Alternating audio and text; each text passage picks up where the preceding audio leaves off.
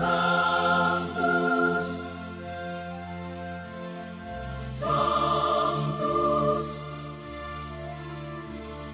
Sanctus Dominus Deus Sabaoth. Bapak, Ibu, dan saudara-saudariku yang terkasih, dalam Tuhan kita Yesus Kristus, salam sejahtera untuk kita semua. Berkat Allah yang Maha Kuasa senantiasa menyertai kita. Hari Minggu tanggal 13 Oktober tahun 2024 adalah hari Minggu biasa ke-28. Marilah kita mendengarkan dan merenungkan bacaan-bacaan kitab suci.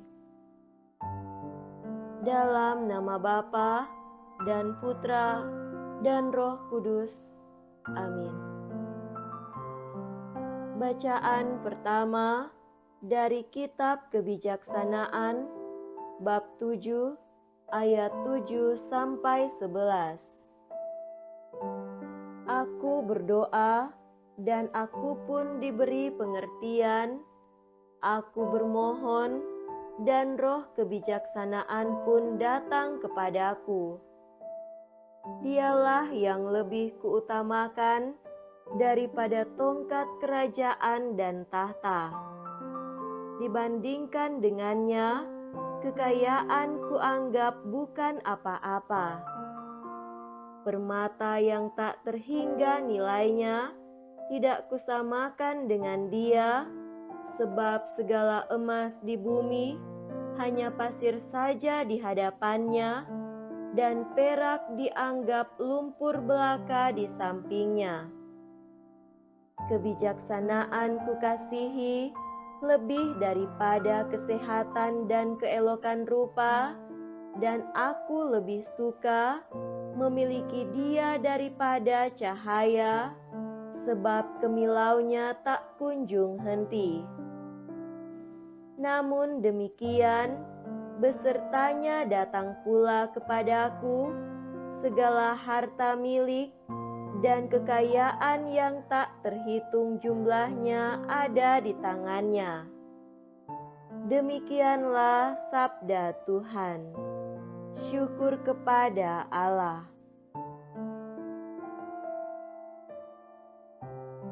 Bacaan kedua dari surat kepada orang Ibrani bab 4 ayat 12 sampai 13.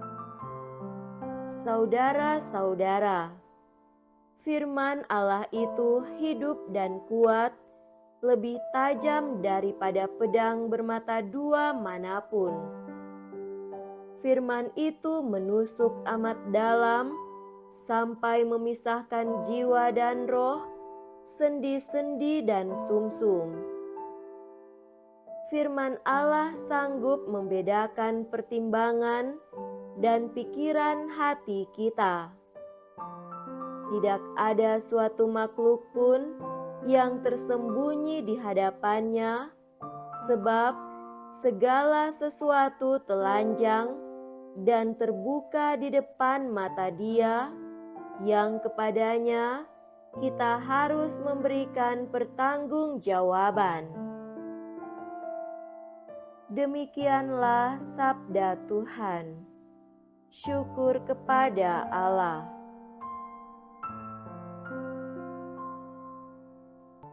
Semoga Tuhan beserta kita sekarang dan selama-lamanya. Inilah Injil suci menurut Santo Markus. Dimuliakanlah Tuhan.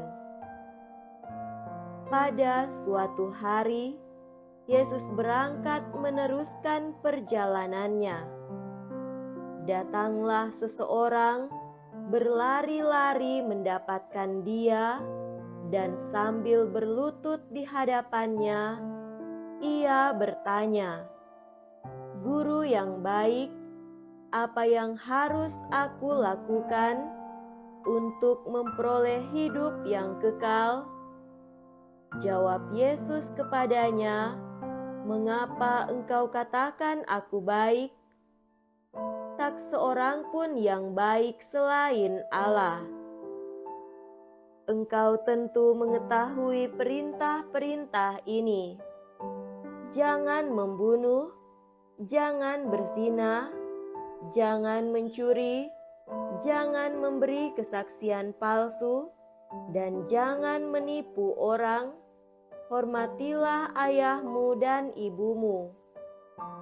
Lalu kata orang itu kepada Yesus, "Guru, semuanya itu telah aku turuti sejak masa mudaku."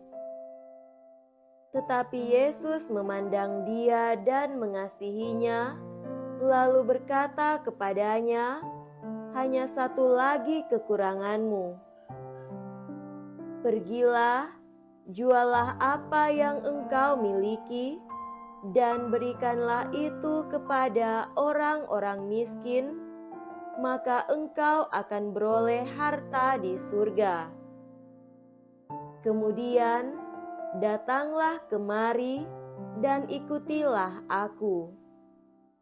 Mendengar perkataan Yesus, mukanya muram, lalu pergi dengan sedih, sebab banyak hartanya.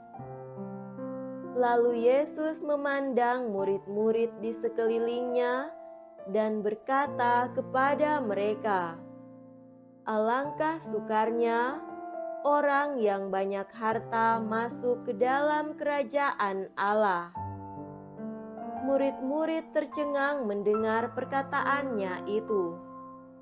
Tetapi Yesus berkata lagi, "Anak-anakku, alangkah sukarnya masuk ke dalam kerajaan Allah. Lebih mudah seekor unta melewati lubang jarum daripada seorang kaya masuk ke dalam kerajaan Allah." Para murid makin tercengang dan berkata satu sama lain, "Jika demikian, siapakah yang dapat diselamatkan?" Yesus memandang mereka dan berkata, "Bagi manusia, hal itu tidak mungkin, tetapi bukan demikian bagi Allah. Sebab segala sesuatu mungkin bagi Allah." Lalu Petrus berkata kepada Yesus, "Kami ini telah meninggalkan segala sesuatu dan mengikuti Engkau." Yesus menjawab, "Sesungguhnya Aku berkata kepadamu, setiap orang yang karena Aku dan karena Injil meninggalkan rumah, saudaranya laki-laki, saudaranya perempuan, ibunya, bapaknya, anak-anaknya atau ladangnya, pada zaman ini juga ia akan menerima kembali 100 kali lipat. Rumah, saudara laki-laki, saudara perempuan, ibu, anak-anak, ladang, sekalipun disertai berbagai penganiayaan. Dan di zaman yang datang, ia akan menerima hidup yang kekal." Demikianlah sabda Tuhan. Terpujilah Kristus. Saudara-saudariku yang terkasih dalam Tuhan kita Yesus Kristus, tema renungan kita pada hari ini adalah merindukan keselamatan kekal. Bacaan Injil hari ini menampilkan sesuatu yang luar biasa yang sering tidak mendapat perhatian para pembaca dan pendengar. Ada seorang yang masih muda dengan berlari. Ia datang kepada Yesus dan sambil bersujud, ia menyatakan kerinduan bahkan kegalauan hatinya pada Yesus. Guru yang baik, apa yang harus kuperbuat untuk memperoleh hidup yang kekal? Dalam kenyataan hidup sehari-hari, tidak banyak orang, baik orang tua, orang muda, maupun remaja dan anak-anak, yang mengajukan pertanyaan sedemikian itu. Belum pernah terdengar bahwa ada yang bertanya kepada imam, pendeta, maupun kepada guru agama dan katekis, apa yang harus saya perbuat agar mendapatkan keselamatan kekal? Ini dapat menjadi tanda bahwa belum banyak orang secara sadar berpikir dan berusaha, apalagi berkomitmen untuk mencapai hidup yang kekal. Belum banyak orang yang memiliki kesadaran, punya waktu dan komitmen untuk hidup di luar urusan dunia kini. Orang biasa hidup seadanya tanpa perspektif hidup kekal. Saudara terkasih, bacaan-bacaan kitab suci pada hari Minggu biasa ke-28 ini menyinggung pelbagai bentuk dan kualitas keselamatan yang seharusnya menjadi kerinduan manusia dalam rentang hidup di dunia ini. Ada keselamatan yang berkualitas fana dan sementara saja, dan ada juga keselamatan bercorak dan berkualitas kekal. Lebih dari sekedar mewartakan perlunya keselamatan sementara di dunia fana ini, kitab suci bertujuan menuntun manusia kepada keselamatan kekal. Keselamatan berkualitas kekal ini tidak selalu tampak begitu konkret di depan mata.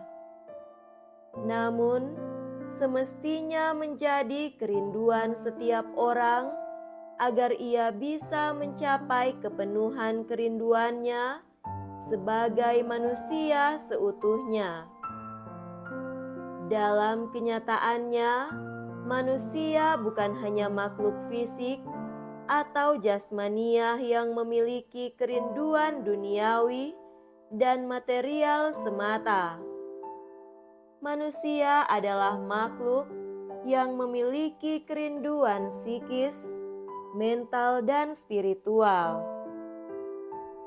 Level utuh dari hidupnya tentu tidak akan tuntas dengan mengejar keselamatan yang menjadi kerinduan fisik atau jasmaniah semata. Manusia utuh perlu merindukan keselamatan adi duniawi, surgawi, abadi, dan kekal. Saudaraku terkasih, Yesus adalah jawaban pertanyaan dan jalan untuk mencapai keselamatan kekal. Ikutlah aku. Yesuslah guru yang menuntun setiap orang untuk mengenal jalan keselamatan, baik di dunia kini maupun keselamatan kekal. Untuk itu, orang perlu mengikuti Yesus.